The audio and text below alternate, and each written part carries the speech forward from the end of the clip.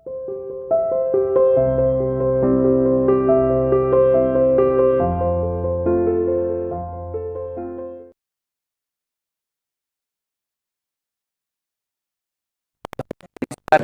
करेंगे। इसका सबसे पहला पॉइंट है work in factories with long unbroken hours of the same kind of work under strict discipline and sharp form of the punishment was completely different. इसके अंदर ये बताया गया है कि काम के घंटे सुनिश्चित थे, कुछ घंटे जैसे डिक्लेयर थे, पहले 15 से 16 घंटे, उससे पहले 18 घंटे भी काम लिया जाता था बच्चों से, महिलाओं से और पुरुषों से भी। इतना ज़्यादा काम लेना वैसे कानून का उल्लंघन था, लेकिन उस समय इस तरह के कोई लेबर लॉ बने हुए नहीं थे, इसलिए कोई अपोज करने वाला नहीं था, इतनी अवेयरनेस भी नहीं थी क्योंकि स्टार्टिंग ही हुई थी फैक्ट्रियों की और उस दौरान ना तो ट्रेड यूनियन थे जो अपनी आवाज़ बुलंद कर सकें और इस वजह से इन लोगों का शोषण होता रहा। अब इसके अंदर ये बताया गया कि जो फैक्ट्रियों का काम था वो स्ट्रिक्ट डिसिप्लिन के अंदर कराया जाता था, बहुत ही अच्छा अनुशासन वहाँ देखने को मिलता था। काम के घंटे निश्चित थे, लगातार उनसे काम कराया जाता था। शार्प फॉर्म ऑफ पनिशमेंट, अगर कोई व्यक्ति किसी भी तरह का कानून तोड़ता है, नियम तोड़ता है या फिर वो किसी दायरे से बाहर आने की कोशिश करता है, कानून प्रॉपर तरीके से यानी काम जो उसको दिया गया है वो नहीं करता है, तो डेफिनेटली उसको पनिशमेंट बहुत कठोर पनिशमेंट उसको था और कम्प्लीटली डिफरेंट था। यानी और अन्य किसी भी परिस्थितियों के अंदर अगर हम देखें तो ऐसी कोई बात नहीं थी जितनी इस फैक्ट्री लॉ के अंदर इसको शामिल किया गया था। इससे पहले कि अगर हम परिस्थितियों पे चर्चा करें तो महिलाओं को घरेलू जिम्मेदारियां संभालने के लिए उनको योगदान देना होता था। बच्चों को पालना, पशुओं को पालना, घर में सूत काटना, सूती वस्त्र तैयार करना, इस तरीके के घर पे जो काम थे वो कर लिया करते थे। लेकिन जो बाहर के काम थे फैक्ट्रियों के अंदर जाकर के वो उनके लिए अलग ही परिस्थितियां पैदा कर रहे थे, उनके लिए ऐसा उन्होंने कभी पहले देखा नहीं और ये उनके लिए नई चुनौती पैदा कर रहा था। और काम की जो घंटे थे वो ज़्यादा होने की वजह से उनकी अस्त व्यस्त ज़िंदगी हो रही थी। पुरुषों की जो कमाई थी वो एक लिमिटेड थी और घर का खर्चा बढ़ता जा रहा था, महंगाई बढ़ रही थी, इसलिए उस जो पुरुष की कमाई का जो मतलब एक तरह से खामियाजा कंप्लीट करने के लिए या उस कमी को पूरा करने के लिए महिलाओं को फैक्ट्रियों में जाना होता था, बच्चों को भी भेजा जाता था ताकि किसी तरह से इनकम, परिवार की इनकम बढ़ जाए। इसके अंदर नेक्स्ट है earning of women and children who are necessary to supplement men's meagre wages, कि पुरुषों की कम आय को पूरा करने के लिए या उसकी कम आय को बढ़ाने के लिए या घर की कुल आय को बढ़ाने के लिए महिलाओं को और बच्चों को भी लगातार काम करना बहुत ज़्यादा ज़रूरी था। नेक्स्ट है Lancashire and Yorkshire cotton textile industries. Lancashire और यॉर्कशायर शहरों के अंदर वहाँ बड़े पैमाने पर सूती वस्त्र उद्योग लगाए गए और सूती वस्त्र उद्योगों के अंदर और धातु के उद्योगों के अंदर परमानेंटली महिलाओं को और बच्चों को ज़्यादा काम पे लगाया जाता था, क्योंकि महिलाओं और बच्चों को कम पेमेंट उनको देनी होती थी और कम पेमेंट के साथ साथ वो कभी भी किसी भी बात के लिए वो आंदोलन भी नहीं करते थे, यानी वो आंदोलित कभी होते ही नहीं थे। अगर वो अपनी बात बुलंद नहीं करते थे, अपने उस जो उनके साथ शोषण हो रहा है, जो गलत हो रहा है या जो एक्स्ट्रा वर्क उनसे लिया जा रहा है और काम की परिस्थितियाँ अच्छी नहीं है, साफ़ सफाई नहीं है कंपनी के अंदर, तो भी उनको काम करना होता था और वो अपनी इस डिमांड के लिए बहुत ज़ोरदार आवाज़ बुलंद नहीं करते थे। इस वजह से जो फैक्ट्री मैनेजर्स थे वो चाहते थे कि महिलाएं और बच्चे पुरुषों की अपेक्षा ज़्यादा होने चाहिए कंपनी के अंदर। Machinery like the cotton spinning jenny was designed. Spinning jenny जैसी मशीनें इस तरीके से सूत काटने के लिए डिज़ाइन की गई थी कि उसमें to be used by the child workers with their small build and nimble fingers, कि छोटे बच्चे अपने छोटी छोटी उंगलियों और पतली उंगलियों के सहारे वो अपना काम मशीनों पे आसानी से फुर्ती से कर सकते थे। इस तरीके से डिज़ाइन की गई थी ये मशीनें। स्पिनिंग जेनी मशीन के एक मशीन से दूसरी मशीन के बीच गैप जो होता था बहुत कम रखा जाता था क्योंकि बच्चे एक स्थान से दूसरे स्थान पे थोड़ा बहुत हिल डुल सकें और उत्पादन लगातार होता रहे।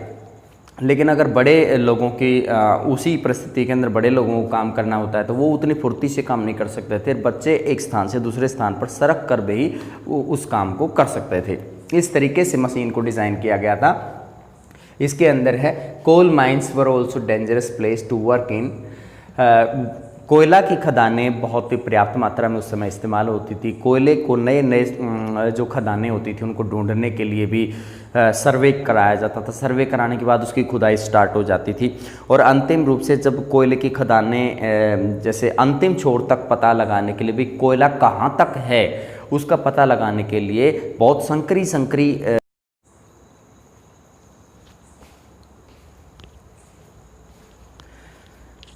इसके अंदर हमने बताया कि मशीनरी पार्ट जो है जिसके अंदर इस तरीके से उसको डिज़ाइन किया गया था स्पिनिंग जेनी मशीन को, जिसमें सूत काटने के लिए या जो कपास की कटाई के लिए इस तरीके से उसे डिज़ाइन किया गया कपड़े बनाने के लिए कि छोटे बच्चे ही उसमें प्रॉपर तरीके से खड़े हो सकते थे और वो पतली पतली उंगलियों के सहारे ज़्यादा मात्रा में फुर्ती से काम कर सकते थे।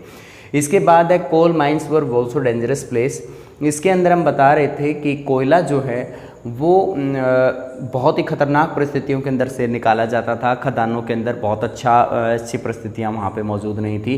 कोयला जहाँ से मिलता था तो उसके अंदर लंबी लंबी सुरंग बना करके पता लगाने की कोशिश करते थे कि कहाँ तक अंतिम छोर तक कोयला वहाँ पे मौजूद है और इसमें बड़े व्यक्ति के जाने की गुंजाइश उस पतली सी सुरंग के ज़रिए नहीं हो सकती थी, इसलिए बच्चों को वहाँ पर भेजा जाता था और वो बच्चों के लिए बहुत ही जोखिमपूर्ण होता था कि उसमें चोट भी लग सकती है, अंदर अंधेरा भी होता है, पानी भी भरा हो सकता है, इस तरह की समस्याएं वहाँ पे हो सकती थी।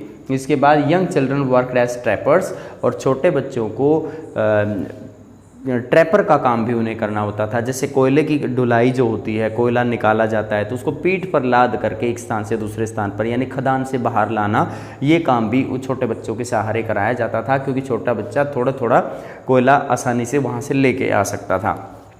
Factory managers considered child labour to be important training for future factory work.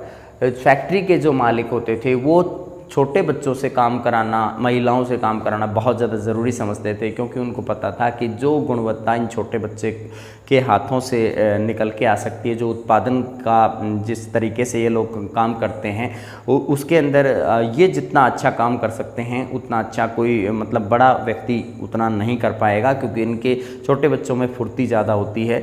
लेकिन इसकी कुछ गलत मतलब इसके परिणाम भी सामने आते थे कि छोटे बच्चों को कई बार नींद आ जाती थी तो नींद के दौरान वो बच्चे मशीन पर गिर जाते थे और मशीन के चलते रहने की वजह से उनकी डेथ हो जाती थी। और कई बार ऐसा भी होता था कि अगर उन्हें मामूली एक झपकी आई है तो उस दौरान उनका हाथ मशीन के अंदर आ गया और वो कुचला जाता था। इस तरह से अंग भंग होने की समस्याएं भी बहुत होती थी।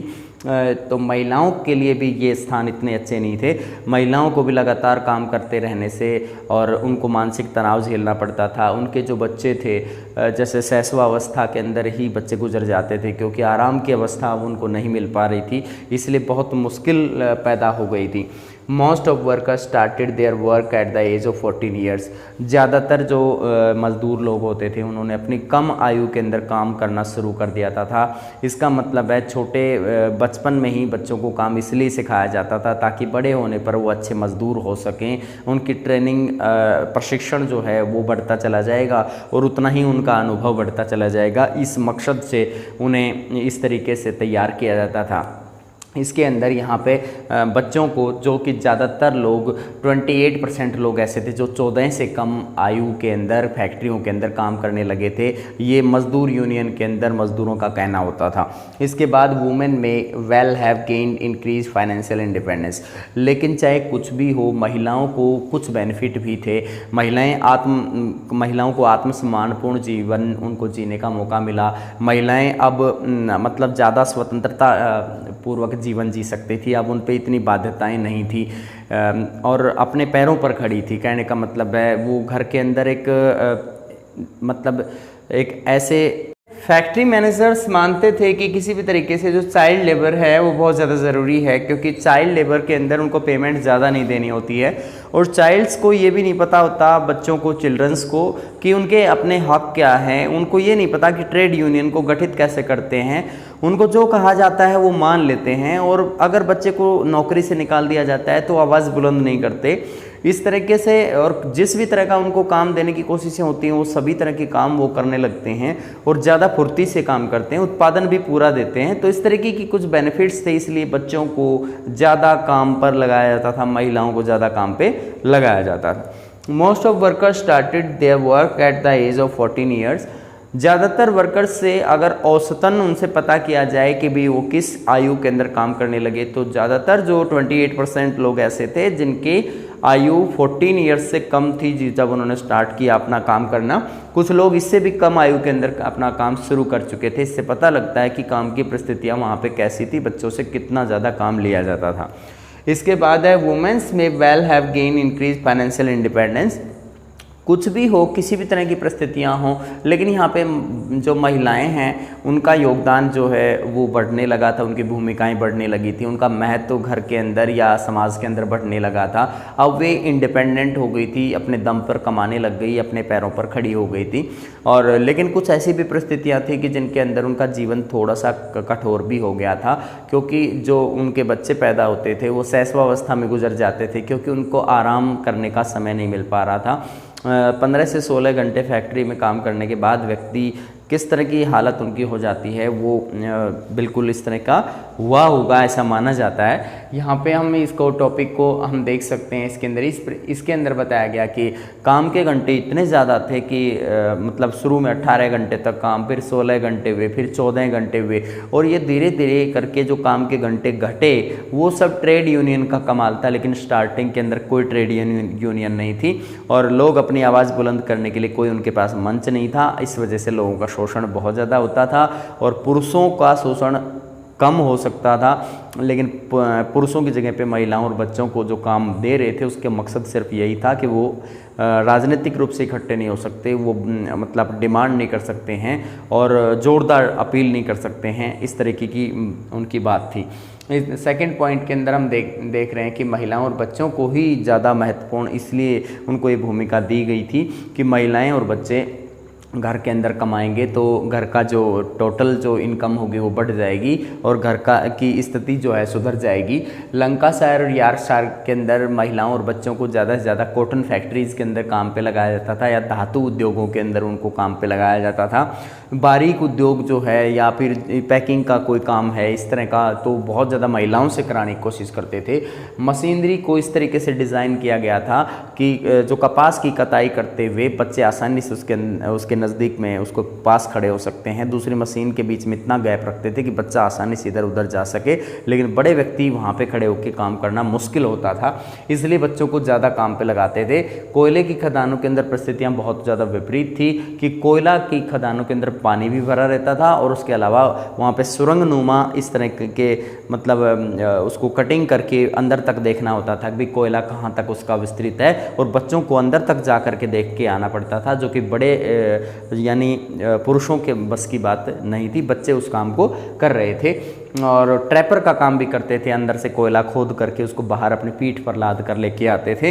इसके अलावा जो फैक्ट्री मैनेजर्स भी इस चीज़ को मानते थे कि महिलाओं बच्चों से काम लेना ज़रूरी है। इसमें ज़्यादातर वर्कर्स ने जो अपनी कम आयु के अंदर अपना काम शुरू कर दिया और आगे महिलाओं के जो स्वाभिमान पूर्ण जीवन की शुरुआत हुई है या वो कमाने लग गई हैं उसके बारे में बताया गया है। तो इन सभी परिस्थितियों के अंदर हमने देखा कि महिलाओं और बच्चों ने इंडस्ट्रियलाइजेशन के अंदर बहुत मतलब एक तरीके से उनका रोल बहुत अहम है। महिलाओं और बच्चों के साथ में शोषण हुआ है, इसमें कोई शक नहीं है। उनके साथ काम के घंटे अच्छे नहीं थे, काम के घंटे ज़्यादा थे, काम की परिस्थितियाँ अच्छी नहीं थी, ये मतलब सर्वविदित हो चुका है और इस तरीके से ये आपका टॉपिक पूरा होता है। धन्यवाद।